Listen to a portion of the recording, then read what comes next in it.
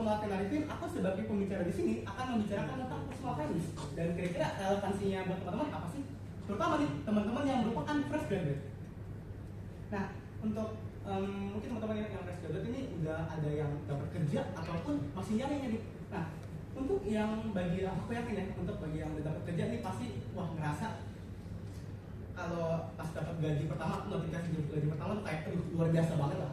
Dan tapi di satu sisi juga mikir ya kalau dari pas gaji pertama juga mikir kayak gaji pertama gue pakai buat gaji kedua, gaji ketiga, gaji empat, gaji kelima mau diapain semua?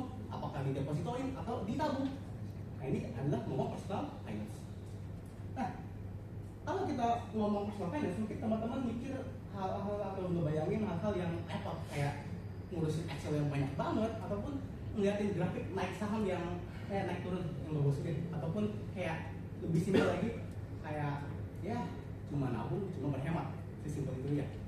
Nah aku rasa konsepsi atau ide kalian ya lihat aja. Tapi yang aku mau highlight di sini adalah kalau sebenarnya personal finance ini bukan soal kita menghalang diri gitu. Bukan menghalang diri tapi kita gimana nih berbicara soal kebebasan. Bukan cuma mengatur uang tapi kita gimana sih melihat transfer uang itu menjadi tools yang sangat berguna buat kita. Jadi kan dan pada akhirnya ya ini adalah personal finance. Nah sebelum aku dive deep lebih dalam lagi, aku mau ini nih, kira-kira relevansinya personal finance buat kita apa sih? Buat kita gitu. Nah simpel aja sih, kalau misalnya kita pikir kira-kira personal finance ini siapa sih yang paling butuh? Apakah lower class yang udah gaji pas-pasan, yang mereka balance shopping? Mungkin enggak. Apakah upper class yang duitnya wah udah luar biasa tidak terhitung?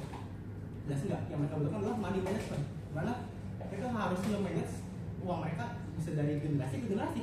Jadi biar bisa bertahan terus.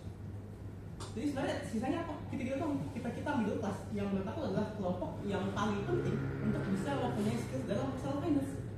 Karena untuk kita yang baru mulai bekerja ini kan jadi suatu rancangan ide dalam membuat uang ini menjadi alat yang paling ampuh untuk mendorong atau melesat diri kita ke kehidupan yang paling kita inginkan, kehidupan yang ideal.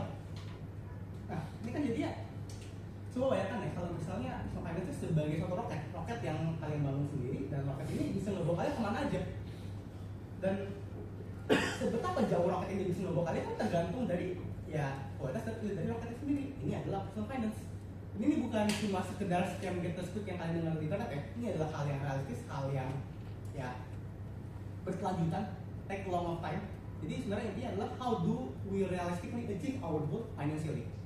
Berbicara tentang personal finance sebenarnya ada 3 basic things, yaitu money management, di mana kita ngatur duit kita mau keluar kemana aja sih. Terus ada saving money, di mana kita menyisihkan duit kita ke dana darurat atau dana nanti di masa depan. Terus ada investing yang merupakan komponen yang paling penting di personal finance, di mana kita diberikan kebebasan. Kenapa? Karena ya kita membuat uang sebagai ayam pribadi kita. Jadi dia yang melayani kita 24/7, bahkan kalau kita lagi tidur atau kita lagi liburan.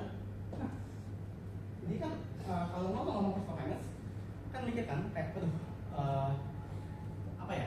Karena diberikan suatu kebebasan itu, coba kalian bayangin ya, kalau misalnya di masa depan kalian bisa nih, nggak perlu hidup dari gaji, kalian bisa apa ya, diberikan suatu kebebasan untuk cuti setahun, mungkin mau ke luar negeri atau mau ke keliling-keliling negara Eropa. Nah ini bebas.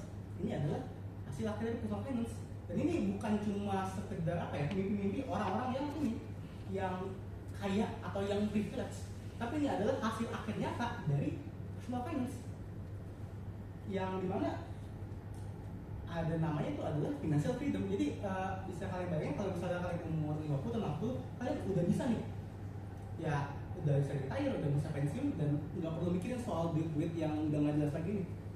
Nah, jadi yang aku apa ya, gimana sih? Jadi kalau misalnya kalian mau start dari sini, yang harus dipikirkan adalah nggak perlu nih repot-repot mengubah semua aspek finansial kita dalam semalam, karena itu bakal terlalu overwhelming. Yang aku minta dari teman-teman semua ini adalah apa? Malam ini coba kalian nih luangkan waktu 15 menit aja. Data nih kira-kira pengeluaran sama penghasilan kira-kira simpel nggak ya? Aman atau enggak? Jadi yang paling penting apa? Aware dulu. Aware dari kondisi finansial gimana? Aman atau enggak? Itu adalah hal yang paling penting dulu. Kemudian untuk teman-teman yang baru mulai pekerjaan profesional ini, aku saran banget ya, kalau jangan ngebuat uang itu menjadi hal yang terjadi begitu saja, tapi take control of that money sebagai pelayan pribadi kalian agar apa? Agar bisa mencapai versi kesuksesan kalian masing-masing. Nah, karena itu aku ajak teman-teman semua untuk hari ini coba pegang kendali kondisi finansial kalian dan ya jangan biarkan uang terjadi begitu saja. Sehingga kalian bisa pegang kondisi finansial, lalu akhirnya